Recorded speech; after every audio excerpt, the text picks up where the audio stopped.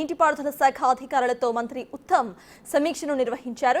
ఇప్పటికే ప్రభుత్వానికి కాళేశ్వరం కమిషన్ నివేదికను అందింది. ఈ నేపథ్యంలోనే మంత్రి ఉత్తమ్ సమీక్ష చేస్తున్నారు. కాళేశ్వరం ఎపిసోడ్లో ప్రభుత్వం అసలు ఎలాంటి చర్యలు తీసుకుందో అనే ఆసక్తి నెలకొంది.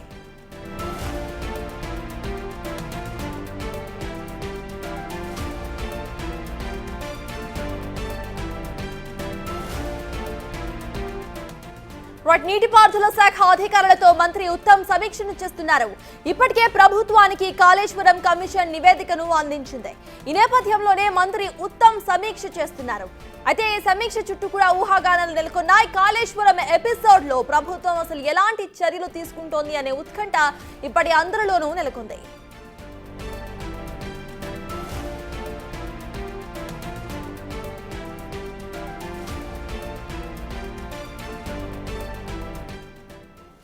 నీటిపారుదల శాఖ అధికారులతో మంత్రి ఉత్తమ్ సమీక్షను చేస్తున్నారు. ఈ సమీక్షకు సంబంధించిన పూర్తి అప్డేట్స్ ను మా ప్రతినిధి వాసు అందిస్తారు. వాసు, చెప్పండి, ఈ సమీక్షకు సంబంధించిన అప్డేట్స్ ఏంటి?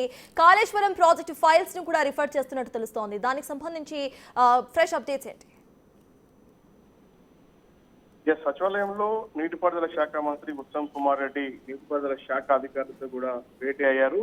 అయితే ఈ రోజు కాళేశ్వరం కమిషన్ సంబంధించి కూడా నివేదిక ప్రభుత్వానికి అందినటువంటి నేపథ్యంలో ఈ యొక్క సమీక్ష అనేది కూడా ప్రాధాన్యత సంతరించుకుంది. అయితే కాళేశ్వరం కమిషన్ నివేదికపై క్యాబినెట్ లో పెట్టి చర్చించాలని ఇప్పటికే ప్రభుత్వం నిర్ణయం తీసుకుంది. కాబట్టి వచ్చేటువంటి ఈ ఆగస్టు 10 తర్వాత జరగబోయేటువంటి క్యాబినెట్ భేటీలో ఈ యొక్క కాళేశ్వరం కమిషన్ నుంచి కూడా చర్చించబోతారు.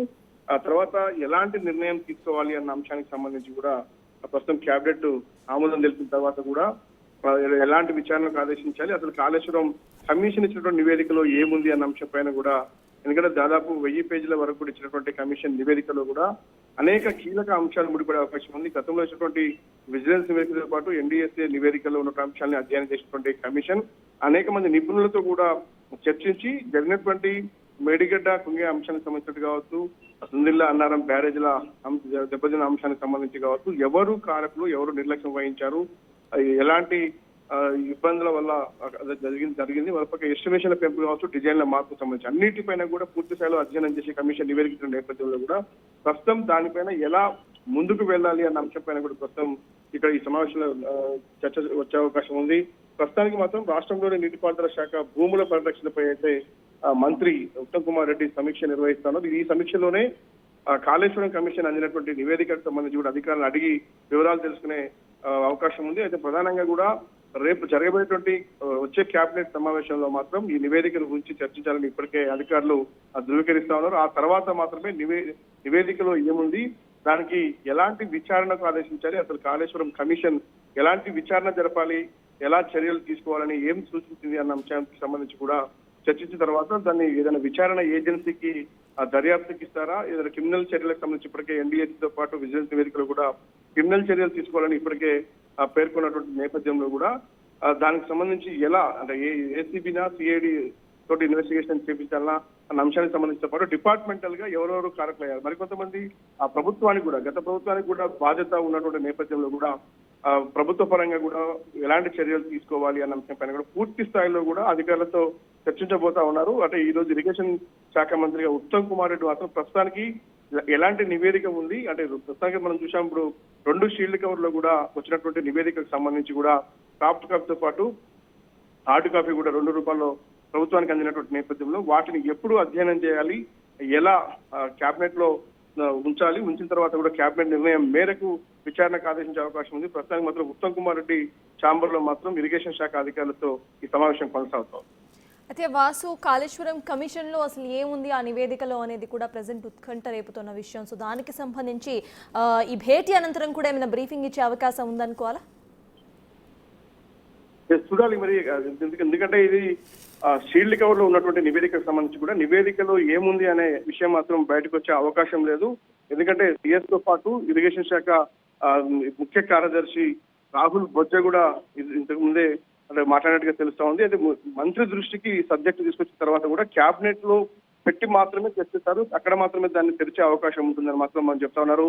అంతకుముందు అధ్యయనం చేయడానికి కానీ ఆ మంత్రి దగ్గర పూర్తి స్థాయిలో అక్కడ ఉన్నటువంటి అంశాలు ఏంటనేది కూడా వెలుగులోకి వచ్చే అవకాశం లేదని అధికారులు చెప్తా ఉన్నారు.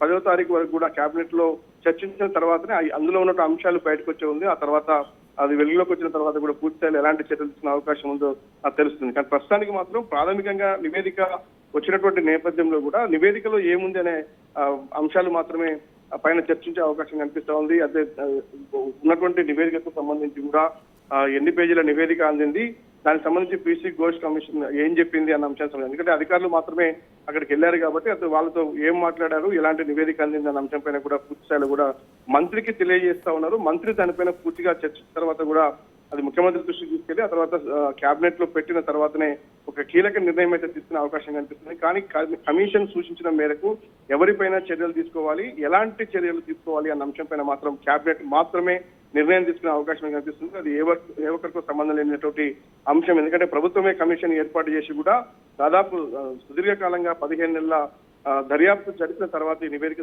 రూపొందించింది. కాబట్టి ఈ నివేదిక పైన చర్యలు తీసుకునే అంశానికి సంబంధించి కూడా అందులో ఉన్నటువంటి అంశాలను పూర్తి స్థాయిలో చర్చించి ఎలాంటి చర్యలు తీసుకుంటే బాగుంటుందని మాత్రం పూర్తిగా కేబినెట్ లో డిసిజన్ కాబోతోంది.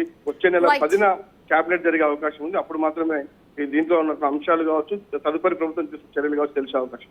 Right, thank you Vasu.